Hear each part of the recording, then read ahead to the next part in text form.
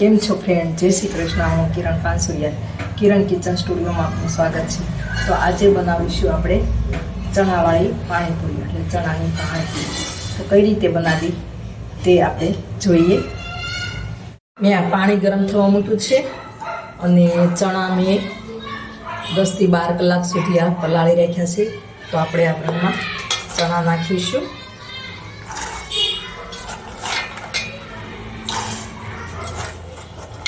આપણે જરૂર મુજબ ચણા લેવાના. આપણા ઘરમાં કેટલા વ્યક્તિઓ છે, કઈ રીતનું ખાતા હોય એ પ્રમાણે આપણે ચણા લેવાના.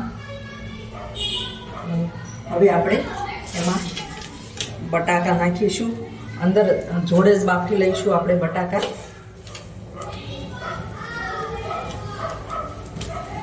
આપણે 7 થી 8 નંગ બટાકા નાખીશું. હવે તમને એવું લાગે તો થોડુંક આપણે પાણી નાખીશું.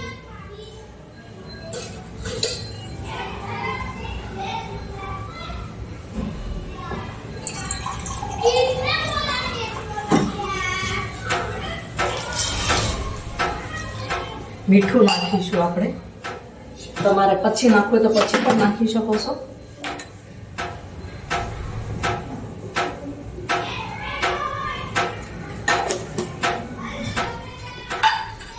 હવે આપણે કુકર બંધ કરી દઈશું. 7 થી 8 સીટી વગાડીશું. બટાકા અને ચણા બફાઈ ગયા છે. તો હવે આપણે આ આંબલી અને ગોળ પલાળ્યો હતો, તો એને આપણે આ રીતે ચોળી લઈશું. આ રીતે આપણે ચોળી લેવાનો અને જે આ કચરો નીકળે ને એ આપણે કાઢી લઈશું.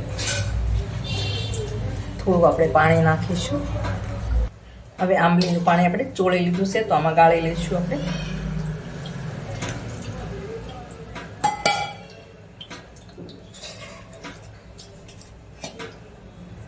આપણે હવે પાણી ગાળી લીધું છે, તો હવે આ કચરો આપણે કાઢી લઈશું.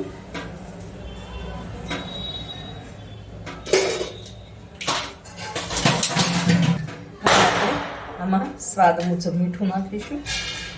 તમે લસણ ખાતા હોય લસણ પણ નાખી શકો. તો લસણ ખાંડીને નાખવાનું અથવા તો પીસીને નાખવાનું. ધાણા જીરું પાવડર નાખીશું. આપણે વઘાર નથી કરવાનો.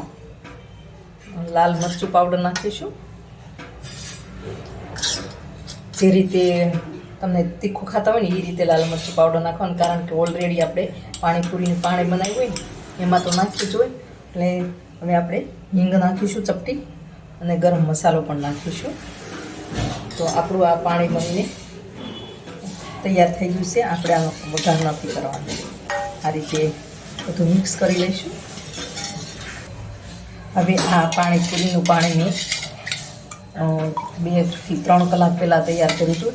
એમાં મેં લીલા ધાણા એટલે કે કોથમીર અને ફુદીનો અને લીલા મરચાં નાખી અને ક્રશ કરી લીધા, એટલે કે પીસી લીધા. એમાં સંચળ પાવડર નાખ્યો, સ્વાદ મુજબ મીઠું નાખ્યું અને પાણીપુરીનો મસાલો નાખ્યો. હવે આપણે લીંબુ નાખવાનું બાકી છે, તો આપણે લીંબુ નાખીશું. તમે આટલું પાણી હોય તો 1 લીંબુ નાખી શકો, અડધું નાખવું હોય તો અડધું પણ નાખી શકો. તો આપણે 1 લીંબુ નાખી દીધું છે અને થોડા ધાણા નાખીશું. એટલે આપણે ઓલરેડી પાણીપુરીનું પાણી બનીને તૈયાર થઈ ગયું છે. આપણે આમાં બુંદી નાખતા નથી, તમે નાખવી તો નાખી શકો. તો આપણું ગળ્યું પાણી એટલે કે આંબલીનું ગોળ આંબલીનું પાણી અને પકોડીનું પાણી, બંને પાણી તૈયાર થઈ ગયા છે. તો આમાં 1 જ નાખ્યું છે, કારણ કે આપણે આંબલીનું પાણી બનાવ્યું છે. તો હવે આપણા બંને પાણી તૈયાર થઈ ગયા છે. બટાકા અને ચણા બાફવા મૂક્યા હતા ને, ઓલરેડી મેં એની સાલ ઉખેડી અને હાથથી મેશ કરી લીધા છે. હવે આપણે એમાં ચણા નાખીશું. આપણે ચણામાં મીઠું નાખ્યું હતું, પણ આપણે થોડુંક એવું લાગે છે કે થોડુંક નાખવું પડશે, તો આપણે સ્વાદ મુજબ મીઠું નાખીશું. અને ગરમ મસાલો થોડોક નાખીશું. ધાણા જીરું પાવડર નાખીશું. લીલા મરચાં નાખીશું. આપણે ધાણા નાખીશું. લીંબુ નાખવું હોય તો નાખી શકો.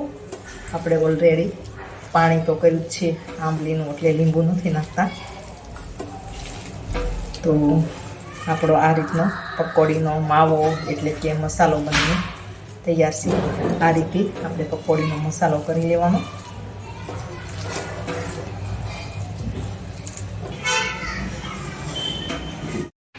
તો ઓલરેડી આપણી ચણાવાળી પાણીપુરી બનીને તૈયાર છે. તો રગડાની જેમ જ ચણાની પાણીપુરી બનાવવાની હોય છે. તો રગડો આપણે વઘાર કરીને બનાવીએ છીએ, અને આ એમનું આપણે બધું મિક્સ કરીને ચણાનું મસાલો બનાવીએ છીએ. તો આપણી ચણાવાળી પાણીપુરી બનીને તૈયાર છે. તો આપણે રગડામાં આપણે એને વઘાર કરીને કરીએ છીએ, અને ચણામાં આપણે બધો મસાલો ભેળવીને આપણે ચણાનો મસાલો બનાવીએ છીએ. તો આ રીતે તમે પણ બનાવજો. તો આપણી ચણામાં પાણીપુરી બનીને તૈયાર થઈ છે. તો મારી રેસીપી ગમે, મારો વિડીયો ગમે તો લાઈક કરજો, શેર કરજો, ચેનલને સબસ્ક્રાઈબ કરજો, બેલ આઇકોન દબાવવાનું ભૂલતા નહીં, અને કમેન્ટમાં લખજો મારી રેસીપી કેવી લાગી. અને તમે સબસ્ક્રાઈબ કરશો તો સૌ પહેલાં મારી રસોઈની નોટિફિકેશન તમારા ફોનમાં આવી જશે. તો તમને સૌ પ્રથમ મારો વિડીયો જોવા મળશે. તો જરૂર ને જરૂર શેર, લાઈક અને કોમેન્ટ કરજો.